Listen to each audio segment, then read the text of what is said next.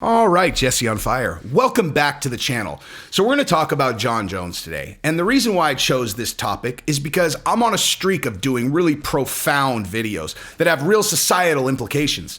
And I didn't feel like just doing a video about Paige Van Zandt's escalation on her OnlyFans. Now that it seems like she's brought in another little play toy, like maybe Austin's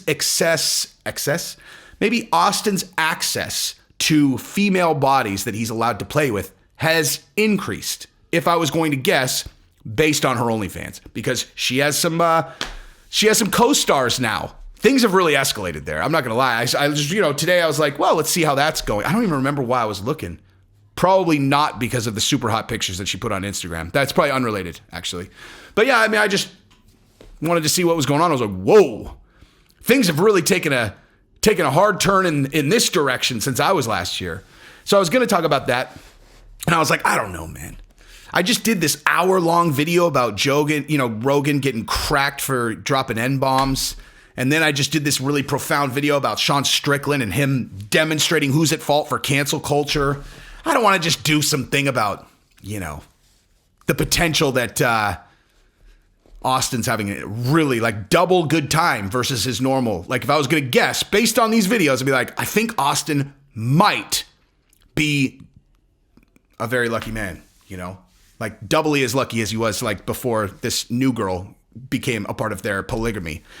Anyway, so I wanted to talk about Jon Jones because I think that Jon Jones is a perfect demonstration of a specific point that I've talked about many, many times, sometimes in relation to him, but not, I don't think on the channel. I actually don't think I've ever talked about this directly on the channel relating to Jon Jones or anyone else. And that is a theory that I have about people's ability to become a really excellent, best version of themselves and their proximity to real struggle in their life. And what I mean by that is people who get famous and rich when they're young end up perma babies. Like they never grow up. Like they just straight up don't grow up. Like they're babies. And then they end up, they're older, and at first glance, when you first meet them, they seem like regular, but then you just dig a little bit under the hood, like hang out with them a little bit, and you'll notice the same traits with basically everyone who got very, very famous and very rich when they were pretty young. I'm not talking about kid actors. That's a whole different thing. Because you dig under the hood there and they're like, just tell me that you love me. I'll give you a handy just like my manager made me do. Boo. I'm not talking about that. Okay. I'm talking more about a sense of entitlement. And again, it's not their fault, man. It's just not that's one of those things I used to look at people who were celebrities, right? Like when I was much younger, if I hung out with a pro football player or something, I would be like, man, that guy is something special. And it's like when you get older and you start hanging out with a lot, you're just like, oh, they're just regular people. And then when you really start thinking about it and then you put yourself in their position and you're like, dude, it would be really hard to be normal, it would be really hard to be normal if you had their life. And then you're like, well, so what would you kind of play it out. You're like, okay, so if this was my interaction with the world, what would that do to my personality? And I can just do it for myself. And I'm like, oh my God, I would have been a nightmare. I would have been a nightmare. Do you know how easy it is for people to tell themselves that they're special? That you're something real special. This world is just put here for you, for your entertainment. You're the best. And if things aren't working out, it's not fair. It's not fair. This is not what my life is supposed to be. Okay? I wasn't born to just work a 9 to 5 and then wake up and I'm 50 and I don't know. Well, you're right. You weren't born to do any of those things. You are the culmination of a bunch of decisions that you made. Lots of them. You make decisions every day, you might think that your life was determined at this one big crossroads. If I only would have just done blah, blah, blah. Shut up.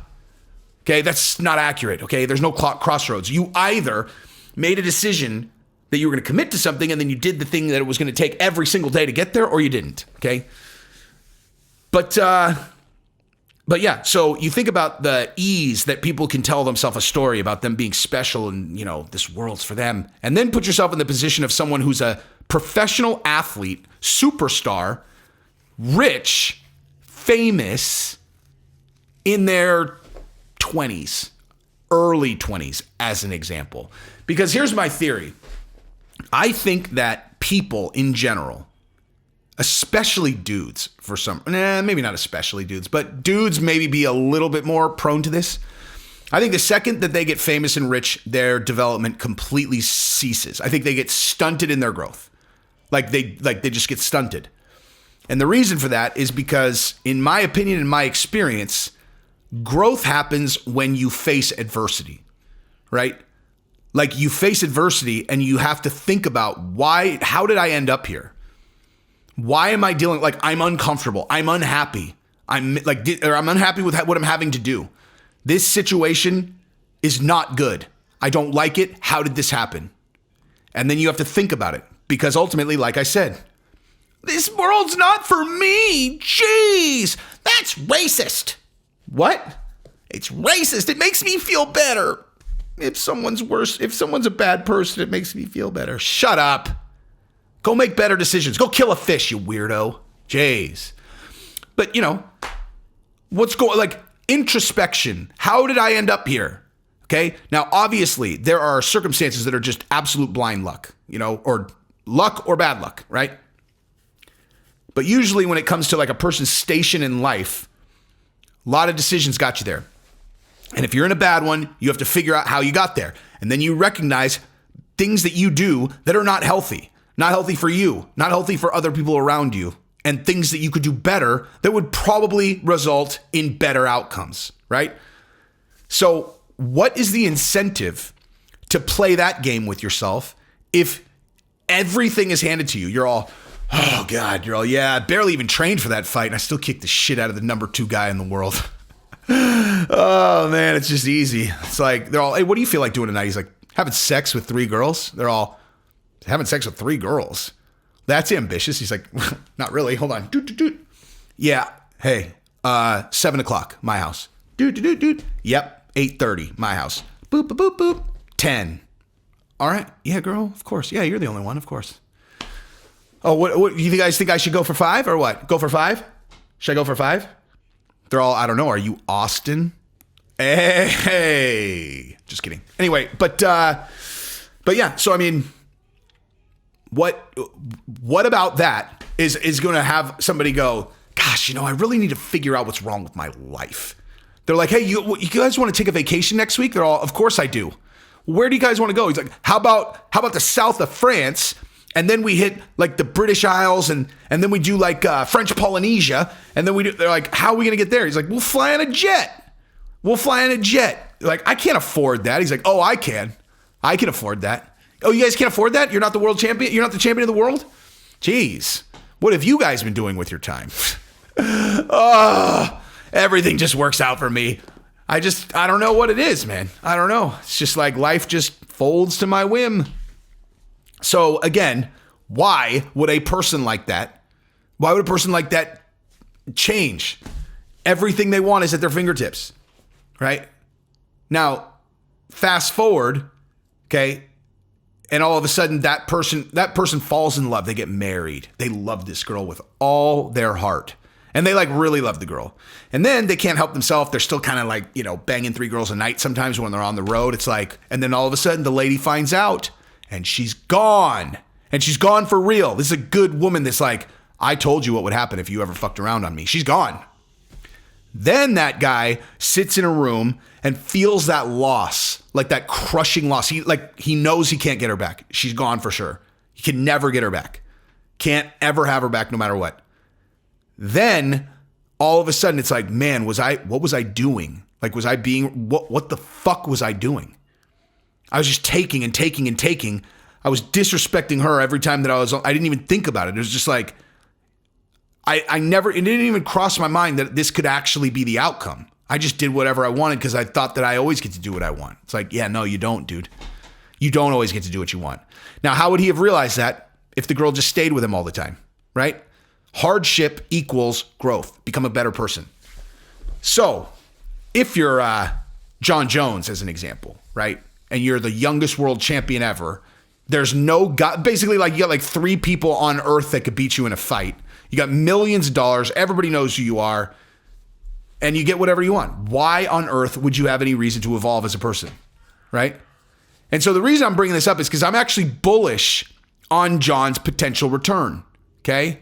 Like, I'm not doing this to like bag on Jon. I'm actually saying I think Jon might have a solid like life. Bottom line, if he goes to heavyweight, he wins some fights, he has potential to solidify himself as the greatest fighter of all time. Okay?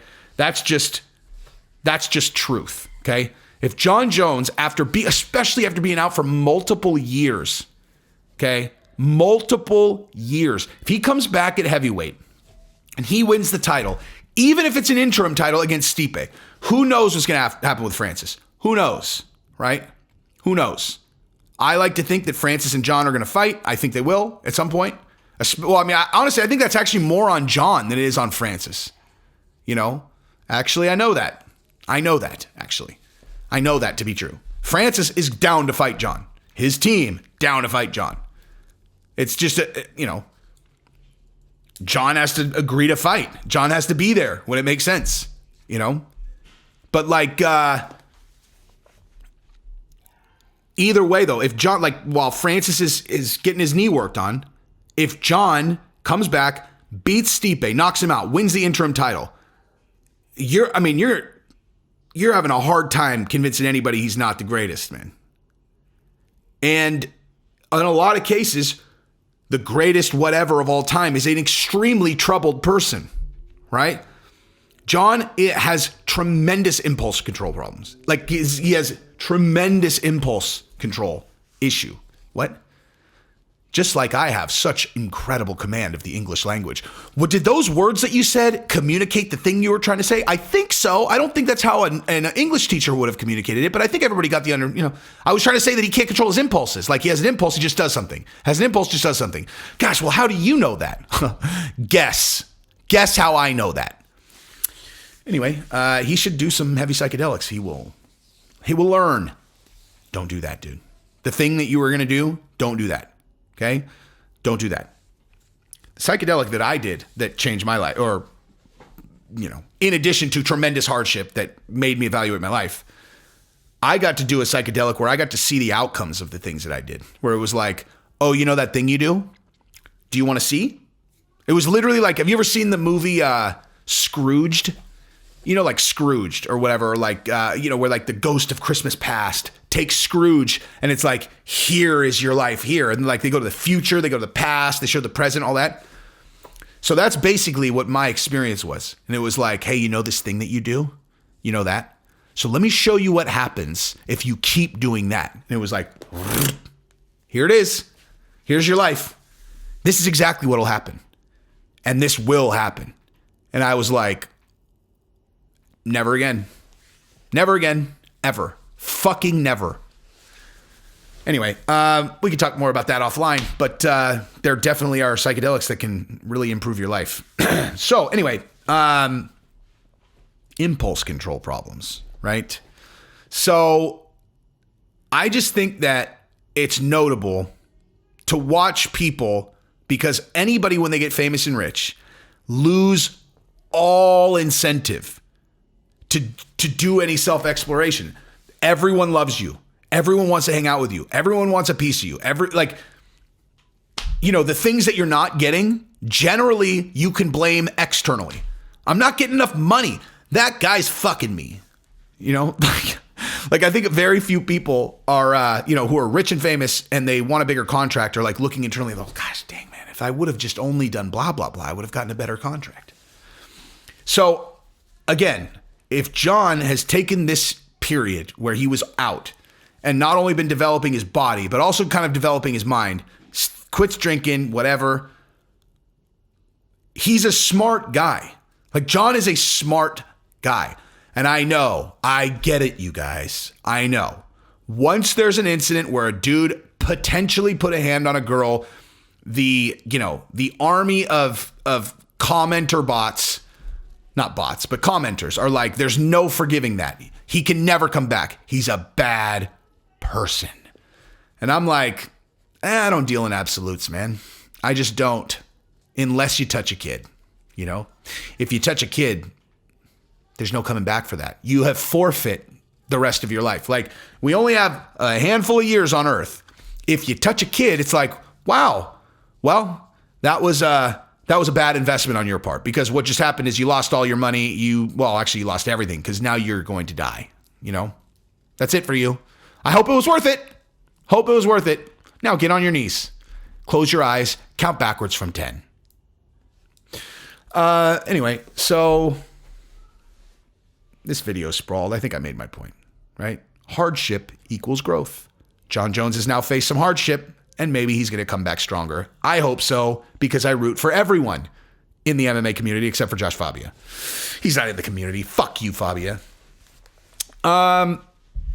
I feel like there was something else I wanted to talk about. Maybe it was just the Paige Van Zandt thing. So I will record that video. If you don't see that video posted, it means I did the video and I determined this is not postable, because I have to figure out a way to both point you guys in the direction of a sexually charged website / OnlyFans of a very famous fighter without being disrespectful towards her husband, because I don't mean any disrespect at all.